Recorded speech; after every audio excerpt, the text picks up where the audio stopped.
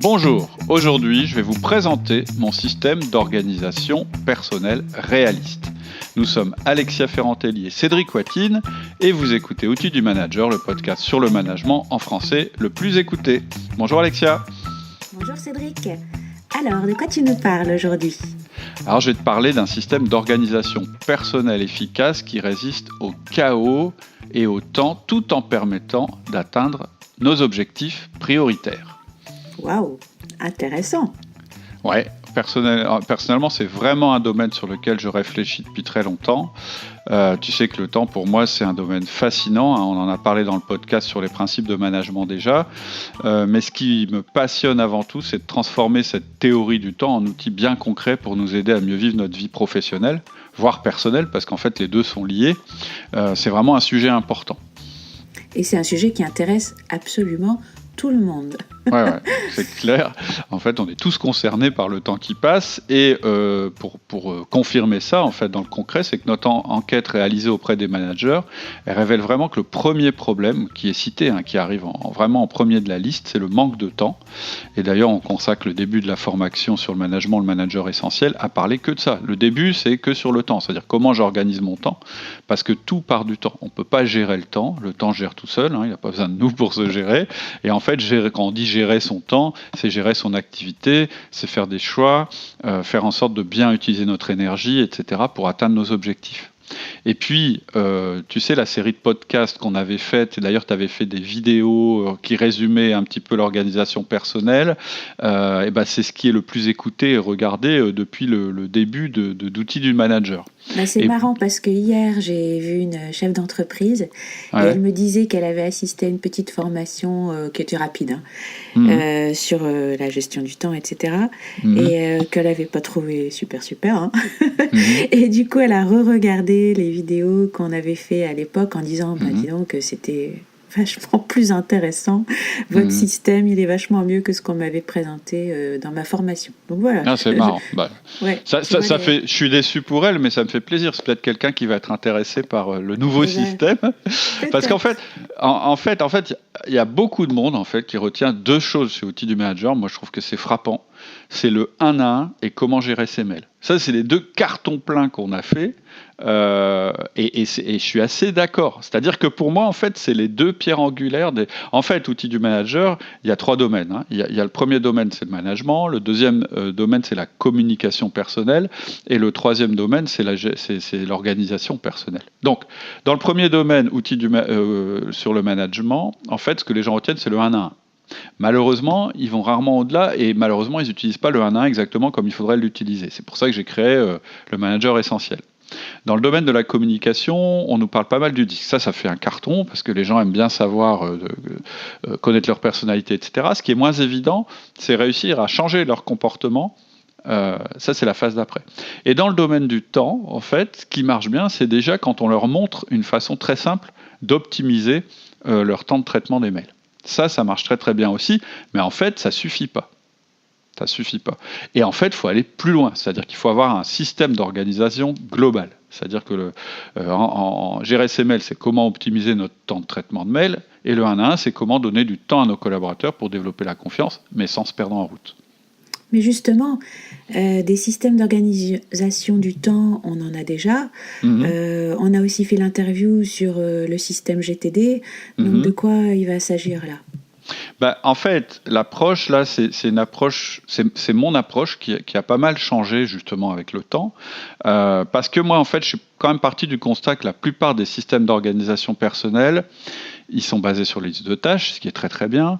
Ils sont plutôt intéressants au début, mais ce que j'ai remarqué, c'est que ça ne résistait pas à la première baisse de motivation ou à la première journée chaotique qui va se présenter. Tu vois, même notre système, celui qu'on a exposé, tu vois bien, la personne dont tu parlais tout à l'heure, elle a quand même éprouvé le besoin apparemment de refaire une formation, ce qui l'a un petit peu déçu, mais ça veut quand même dire que le système qu'on lui avait présenté, il ne lui suffisait pas, ou il n'a pas tenu dans le temps. En fait, le défaut des systèmes de gestion du temps, c'est soit ils sont tellement complexes qu'on passe plus de temps à les alimenter et qu'on n'arrive pas à les mettre à jour, soit ils sont trop basés sur le fait de dire non à tout le monde Et ça, c'est pas réaliste. Par exemple, il y a un autre système qui s'appelle Zen to Done, que j'aimais beaucoup parce qu'il est minimaliste, mais il n'était pas réaliste du tout. C'est-à-dire qu'en fait, il disait à un moment, votre patron vous demande un truc, vous dites non, vous n'allez plus aux réunions, enfin le truc impossible. En entreprise, en fait, on est quand même obligé de faire de la place aux demandes des autres.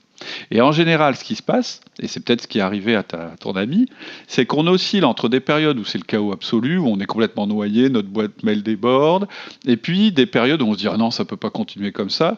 Donc on prend un nouveau système, on se passionne dessus, ça a l'air de pouvoir tout prendre en compte. Et puis en fait, ce système, une fois qu'on l'a construit, on a déjà donc passer du temps à le construire, il y a une nouvelle vague de chaos qui arrive et on se fait balayer, on repart dans notre chaos personnel. En fait, le temps, et je crois que c'est pour ça que le temps c'est le numéro 1 en entreprise, c'est parce qu'en général on n'arrive pas à le résoudre. Et souvent on traduit ça par j'ai pas le temps, je suis stressé, on m'en demande trop. En fait, la gestion du temps, moi c'est toujours pareil, je compare ça un petit peu aux bonnes résolutions de début d'année. Ça tient pas dans le temps, quoi. C'est-à-dire que ça tient pas à l'épreuve de la réalité du terrain. Et c'est pour ça que ces systèmes, ils sont extra. Moi ça me passionne, mais finalement il y a quelque chose je trouvais qu'il y a quelque chose qui allait pas dans ces systèmes. Pourtant, tu dis dans l'interview que GTD a carrément révolutionné ta vie. Ah ouais, moi en fait, je vais vous dire, j'ai rien contre les systèmes d'organisation personnelle. Au contraire, et je le dis dans l'interview, moi je dois à la méthode GTD, Getting Things Done, vraiment ma réussite dans tous les domaines professionnels. Avant, clairement, j'étais un cas désespéré, j'étais complètement désorganisé quand j'ai commencé ma vie professionnelle. Et quand je dis complètement, je vais même dire un truc dont j'ai un peu honte, enfin moins maintenant parce que ça s'est arrangé depuis, j'étais un gros handicapé. J'ai commencé à travailler dans le contrôle de gestion de la finance sans connaître l'ordre des mois. Pourtant, je me souviens, ouais. Pourtant, quand même, en finance, en contrôle de gestion, on a des échéances à tenir et j'avais un boulot dingue et c'était pas possible de pas tenir mes échéances. Et en fait, j'étais quelqu'un en fait qu'on pourrait qualifier de créatif. Mais quand je dis créatif, je traduis, c'est un mec qui a 40 idées par jour, qui démarre plein de trucs et qui finit jamais rien, en fait, qui ne passe pas à la phase exécution. Et vous pouvez avoir 40 idées par jour, si vous, à un moment, moi j'aime bien dire ça, les roues touchent pas le bitume, vous allez aller nulle part, quoi. Ouais, dans le monde professionnel, ça marche pas. Non, ça marche pas. En fait, au début, ça peut donner le change, mais très très vite, on se retrouve en difficulté, on se retrouve avec un problème. Et ça, moi, ça a été très formateur pour moi. J'ai tout de suite eu besoin de créer ma méthode à moi pour m'en sortir. Je me suis bien rendu compte que je comprenais pas comment un agenda ça pouvait m'aider, etc. Et c'est pour ça que je dis que même si je fais des podcasts sur le management depuis 10 ans, suite à une révélation à propos du management qui a été Manager Tools, le site américain, avant ça, j'ai eu une révélation qui a été, j'en ai eu 3, hein. J'ai eu 4 révélations dans ma vie professionnelle. Mais la première, ça a été sur l'organisation personnelle qui a complètement changé mon existence.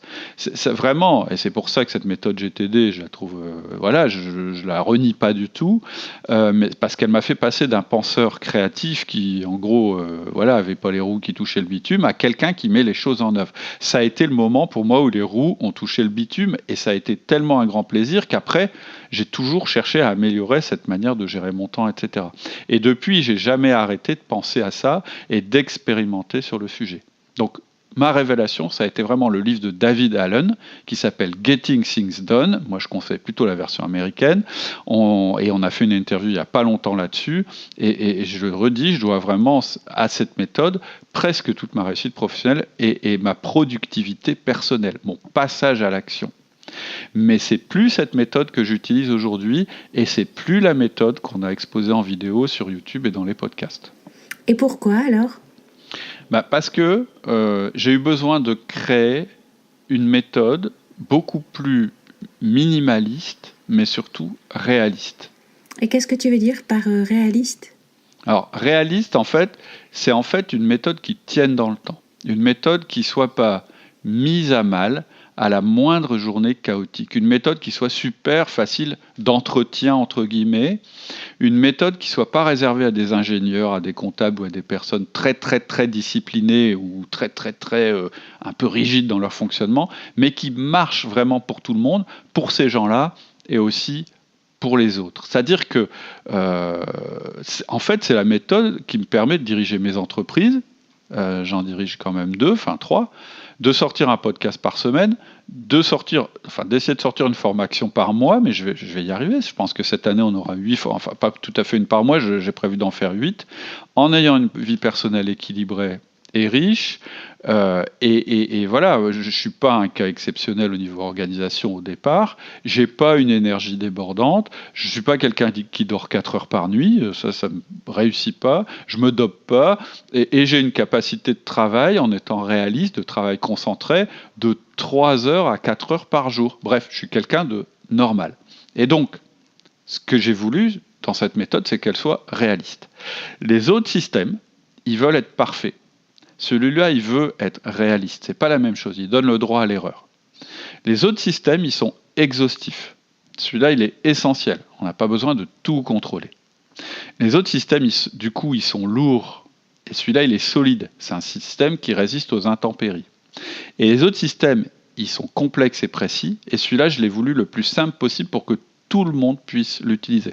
Moi, ma conviction, c'est qu'un système, il ne doit pas être parfait. Il doit servir tes ambitions. Tu ne dois pas être au service de ton système. C'est ton système qui doit être à ton service. Ça veut dire que tu dois pouvoir te tromper. Ça veut dire que si vraiment tu as un moment où tu as besoin de revenir à plus de simplicité, il faut que tu puisses revenir à plus de simplicité sans perdre tout ce que tu avais acquis en général par le système. Je sais que c'est un peu confus ce que je dis, mais c'est le principe. Et en fait, globalement, ce que tu pourrais faire de pire à ce système que j'ai appelé SOR pour système d'organisation réaliste, le truc pire que tu puisses lui faire, c'est de trop le compliquer. Il y a aussi une très grande différence dans ce système, c'est la pédagogie. Oui, en fait, j'ai remarqué aussi que la plupart des autres systèmes, ils veulent tout faire tout de suite. Moi, je l'ai voulu progressif, un peu comme notre approche du management. Dans notre approche du management, et moi, ça a été une révélation au niveau formation. On commence pas par le Graal. Le Graal du manager, ce à quoi tout manager doit tendre, parce que c'est à ça qu'on va mesurer sa maturité, c'est à déléguer au maximum. Mais j'aurais pas pu commencer nos podcasts en parlant de délégation. Et dans le manager essentiel, la délégation, je parle de la grande délégation, c'est-à-dire vraiment déléguer des choses importantes, c'est le dernier module ou l'avant-dernier module. On commence d'abord par le 1 à 1, parce que le 1 à 1 donne du temps pour créer de la connexion et de la confiance. Et là, c'est pareil. C'est une approche bottom-up, c'est-à-dire on part du basique, du quotidien de l'organisation, et ensuite on s'élève. Et en fait, c'est comme ça qu'on apprend le mieux, en partant des fondations. Donc, on va d'abord sortir la tête de l'eau, parce que la première chose à faire quand on veut être organisé, c'est de casser le flux, c'est-à-dire de ne plus être à la merci du chaos, des intempéries et des autres. Puis, on va apprendre le système de survie, c'est le système minimal vital, ou minimum, le système, le minimum syndical, pour survivre en entreprise, même sans agenda. Puis on va passer à ce que j'appelle le minimaliste. Alors il y a un jeu de mots, minimaliste. Hein, super jeu de mots. et on va donc là avoir exactement le bon... C'est sacré créatif. C'est ça. Et donc là on va avoir par exemple, on va avoir que 3 listes. En fait, on va avoir 3 listes plus une liste. On va rester sur du minimum. Mais parce que c'est la seule manière d'avoir un système qu'on puisse maintenir. Mais est-ce que ce système va être suffisant du coup ? Oui, parce que ensuite, on va continuer à avancer, mais en gardant pour base un système très très simple. C'est-à-dire vraiment un système avec des mails et des listes. On va passer au mode maîtrise. Donc là, on va équilibrer entre contraintes et énergie. On va regarder nos contraintes, nos rendez-vous récurrents, etc., ce qu'on doit faire pour les autres. Mais on va aussi mettre des bornes et on va aussi se mettre un système pour avancer sur ce qu'on doit faire dans notre journée. Et après, on va passer au stade au-dessus, ce que j'appelle le mode stratège. Et là, c'est le meilleur système que j'ai expérimenté pour atteindre mes buts et choisir entre urgent et important. Donc en gros, tu vas avoir niveau 1, la survie, niveau 2, le minimalisme, niveau 3, la maîtrise, et niveau 4, le stratège. Et ce qui est important, c'est qu'à chaque fois, je vais te donner des astuces super simples qui font que chaque étage de la fusée, chaque étape se passe bien. Par exemple, il y a beaucoup de moments où je vais te dire, là, pour faire ça, tu te mets en mode robot. Et c'est quoi le mode robot ? En fait, c'est des choses que tu dois faire dans ta journée au moment où tu as un niveau d'énergie mentale minimum. Et en fait, c'est plutôt bien d'être au niveau minimum. C'est tous les moments où tu vas travailler bêtement. Et c'est très important, ce mode robot. Parce que ce mode robot, c'est un mode qui tient ton système et qui t'assure que tu avances tous les jours sur tes objectifs. Il n'est pas du tout dépendant de ta motivation. C'est le moment où tu abats du boulot. Et moi, c'est un autre truc qui, pour moi, fonctionne pas chez les autres systèmes. C'est que donc, c'est soit des systèmes ultra structurés à mort, hein, comme GTD, et là, je trouve que c'est trop, je trouve que c'est presque un carcan. Mais tu as d'autres systèmes, tout dépend de la motivation. En gros, on te dit, en fait, il faut que tu te motives tous les matins, il faut que tu sois hyper motivé, machin, etc. Et en fait, ça n'existe pas, ça. Je veux dire, dans notre vie, on se rend compte que le matin, on est capable de faire super gaffe à ce qu'on mange et d'aller faire un footing, et puis le soir, de manger une choucroute en buvant des bières. C'est ça la motivation. Et si tu n'as pas des choses pour te tenir, ton système, à un moment, il va exploser en vol. Et ton système marche quels que soient nos outils électroniques ? C'est pas lié à un outil bien particulier ? Non, en fait, moi j'utilise quand même beaucoup les outils Google. D'ailleurs, j'en parle dans la formation. C'est les outils que je conseille parce qu'ils sont simples, ils sont universels, ils sont multi-supports. Mais en réalité, c'est un système simple, donc qui peut le plus, peut le moins. En fait, moi, je trouve que le problème principal des outils qu'on nous propose, c'est que soit ils sont confus, enfin, c'est pas très clair, c'est pas très lisible, mais souvent, c'est surtout qu'ils ouvrent trop de possibilités. Et alors, tu nous présentes tout ça en vidéo ? Oui, donc ça, il y aura 5 modules, j'y aura parce que tout n'est pas enregistré, de 15 à 30 minutes maxi, j'ai voulu faire des trucs digestes. Et en fait, je crois que j'ai trouvé un bon équilibre parce que, en fait, je cherchais un truc. Je suis parti du principe que si vous écoutez le podcast, c'est que vous êtes sensible à l'audio et que donc la voix, etc., c'est important pour vous. Mais je me disais, par contre, je suis quand même obligé de vous montrer des choses. Et je crois que j'ai trouvé le juste équilibre. J'espère que ça vous plaira. En fait, je vous guide vocalement, enfin voilà, c'est comme pendant ce podcast, et je dessine sur un tableau blanc virtuel. Et donc ce que vous voyez, c'est les petits dessins que je fais, les mots que je mets en avant, etc. etc. Et voilà, je trouve que c'est un appui visuel simple. En plus, moi souvent, c'est ma manière de faire dans la vie. Quand je veux convaincre quelqu'un, évidemment, je lui parle, mais surtout, je prends toujours un crayon et un papier, je lui fais des petits dessins, etc. Et donc, c'est cette méthode-là que j'ai choisie pour cette formation-là. À voir si je vais continuer avec les autres. Je pense que oui, je trouve que c'est une bonne piste. C'est assez naturel. Donc, c'est quelque chose qui est fait pas à pas, comme toutes les formations qu'on fait. Il n'y a pas besoin d'être ingénieur. Ça marche avec tous les systèmes. Ah oui, il y a un truc qui est important, c'est que tu n'es pas obligé d'aller jusqu'au dernier échelon. C'est-à-dire que c'est un système évolutif. Ça dépend vraiment de toi. Et l'autre truc qui est très important que j'ai oublié de dire tout à l'heure, c'est que c'est un système à géométrie variable. C'est-à-dire que même si tu es en mode stratège, il va y avoir des journées, voire des semaines entières où tu vas te faire balayer. Et je te dis dans la formation, ce qu'il faut que tu gardes absolument vivant dans ton système pour, quand tu reviendras un petit peu plus au calme, pour te raccrocher aux branches. Moi, c'est ce qui m'a le plus aidé à garder ce système et à conserver ce système que je présente. C'est que je me suis rendu compte, en fait, quand tout d'un coup j'ai une journée chaotique, et ça nous arrive tous, en fait, mon système, il n'est pas complètement à la ramasse, quoi. Alors que c'était ce qui m'arrivait avec GTD, etc. Et par contre, dans la formation, on repart vraiment à zéro. Et donc, même si tu as déjà un système, même si tu te dis non, mais moi je gère bien les mails parce que, etc., et c'est peut-être vrai, moi je conseille quand même de repartir du début parce que je donne des petits trucs en plus. Alors, pour ceux qui connaissent déjà notre système, celui qu'on a mis en vidéo, etc., au début, ils vont pas être perdus parce que forcément, j'ai pas tout cassé. J'ai gardé ce qui était vraiment intéressant. Mais au fur et à mesure qu'on progresse, en fait, c'est plus du tout le même système. Ça se ressemble, mais c'est pas le même système. Et donc, ce système, évidemment, je le connais puisque c'est celui que j'utilise. J'ai tout écrit, c'est-à-dire que tous mes modules, je les écris toujours avant de les faire, ils sont écrits. J'ai déjà enregistré les premiers modules.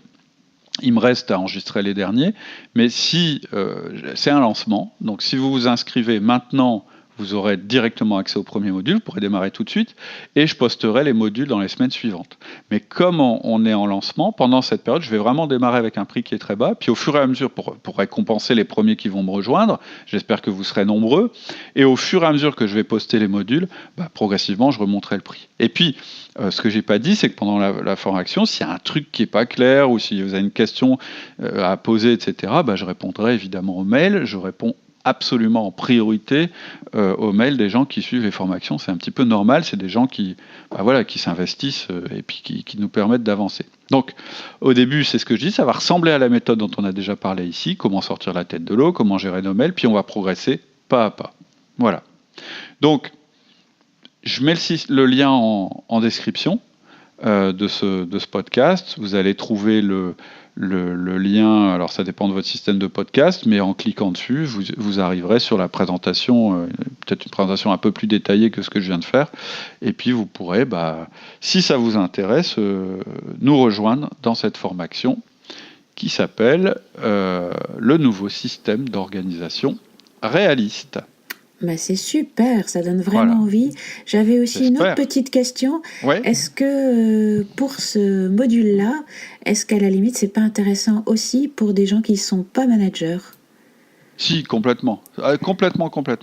D'accord. Parce qu'en fait, quelquefois, dans nos équipes, on a des gens qui sont pas managers, mais qui ont vraiment un problème d'organisation, de gestion de leur temps, etc. Absolument. Et d'accord, ok. Et en plus, moi c'est mon idée. Si vous avez quelqu'un comme ça dans votre équipe qui est en difficulté, le premier, mais on fera un podcast là-dessus parce qu'on va faire 2-3 podcasts là-dessus, mais la première question, le premier truc à regarder en entreprise, c'est tout bête, mais c'est est-ce que le gars il répond à ses mails. C'est un très bon moyen de voir si la personne est organisée, très clairement. Ouais. C'est le premier symptôme. Et en fait, dans le début de la formation, je ne veux pas tout dévoiler, mais c'est le premier truc que je dis. Je dis 2 choses. La première chose, c'est que les mails, on va commencer par ça, parce que c'est à la fois un symptôme et c'est à la fois une cause. Oui, tout à fait. Ouais. Et en fait, en apprenant à gérer nos mails, finalement, on va apprendre à gérer le chaos. On va apprendre à gérer ce qui nous arrive, qui n'est pas dépendant de nous, qui vient de l'extérieur. C'est là-dessus qu'on va bâtir. Et la deuxième chose que je dis, et je fais un petit test, je propose un petit test tout bête, c'est que je dis que 85% d'entre vous, des gens qui nous écoutent, vous utilisez votre boîte mail comme une liste de tâches. Et je sais là qu'il y en a qui vont dire « Ah non, moi non ». Et je vous fais un petit questionnaire, il y a 3 questions, et vous allez voir, à la fin, vous allez dire « Ah ouais, si, quand même ». Voilà, c'est un petit teasing. Mais effectivement, ce que je disais, c'est que si vous avez des collaborateurs qui ont des problèmes d'organisation, faut pas hésiter à d'abord leur proposer la formation, à leur faire écouter le podcast, et à mon avis, ils seront demandeurs. En général, on est assez motivés, et ce qui est agréable dans cette discipline-là, c'est que les résultats, on les voit très très vite. Oui. Et ça encourage à avancer sur le reste. Et puis, cette formation-là, je vais faire... alors déjà, je vais effectivement, pendant qu'elle est en lancement, elle sera vraiment le plus bas possible en termes de prix. Et de toute façon, je pense que c'est une formation qui ne doit pas être trop justement chère pour vous permettre de la partager et d'offrir à vos collaborateurs. Voilà. Mais c'est un système vraiment qui peut changer les choses pour vous, comme ça les a changés pour moi, si vous êtes quelqu'un de très peu organisé comme je l'étais. S'offrir une structure d'organisation personnelle, franchement, c'est quelque chose qui va servir dans la vie professionnelle, mais aussi peut-être dans la vie personnelle, et ce qui surtout se périme pas, quoi. C'est les principes de la méthode que je vous donne, ils vont pas se périmer avec les évolutions d'outils. Peut-être que l'intelligence, j'en parle à un moment dans la formation, que l'intelligence artificielle va nous permettre justement de plus avoir ces phases de ce que j'appelle des choses qu'on fait en mode robot. C'est la seule amélioration que ça puisse nous amener, mais je suis pas sûr que ce soit un bienfait, parce qu'en réalité, il faut quand même partir du principe qu'on a une énergie limitée et que de toute façon, moi je l'évalue à 3-4 heures par jour. Et que le reste du temps, oui, on peut essayer de travailler à faire des choses créatives et extrêmement intellectuelles, etc., mais on ne sera pas productif. Donc, autant justement travailler à ce moment-là sur notre système d'organisation, faire du boulot qui est un peu en mode robot, etc., parce que ça nous permet d'avancer sur le reste. Ok, ouais, puis c'est vraiment indispensable pour reprendre le contrôle de nos vies, avoir l'impression qu'on reprend notre vie en main. C'est clair. La gestion du temps, c'est primordial. Voilà, c'est un plaisir qui coûte pas cher et qui est bon pour la santé et qu'on peut se faire plusieurs fois par jour. Il n'y en a pas beaucoup. Ok. Bon. Okay. Bah, écoute, merci Cédric. Je t'en prie, et puis je mets le lien en descriptif. Ok. Très bonne semaine à tous et à bientôt. À la semaine prochaine. Au revoir.